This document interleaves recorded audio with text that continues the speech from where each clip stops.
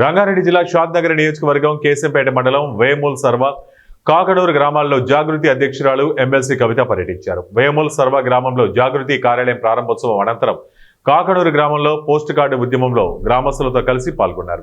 జాగృతి అధ్యక్షురాలు కవిత మీడియాతో మాట్లాడుతూ రేవంత్ రెడ్డి ప్రజలకు దొంగ హామీలు ఇచ్చి గద్దెనెక్కారన్నారు. ప్రతి ఇంటి ఆడపడుచుకు ప్రతి నెల ఇస్తారన్న గృహలక్ష్మి హామీ 2500 చొప్పున బకాయిలను వెంటనే అకౌంట్లో వేయాలని డిమాండ్ చేశారు. ఇప్పటి వరకు కళ్యాణాలు చేసుకున్న యువజంటకు కళ్యాణ లక్ష్మి తులం బంగారం ఇవ్వాలన్నారు. వృద్ధాప్య పెన్షన్ పెంచడం మాట పక్కన పెడితే గత 3 నెలలుగా వృద్ధాప్య పెన్షన్లు ఇవ్వలేదన్నారు. కాంగ్రెస్ ప్రభుత్వం ఏర్పడిన తరువాత రియల్ ఎస్టేట్ వ్యాపారం దారుణంగా దెబ్బతిందన్నారు. కాంగ్రెస్ తరపున ఓట్లు అడగడానికి వచ్చే ప్రజాప్రతినిధులను గత ఎన్నికల్లో ఇచ్చిన హామీలపై నిలదీయాలని గ్రామస్తులకు సూచించారు.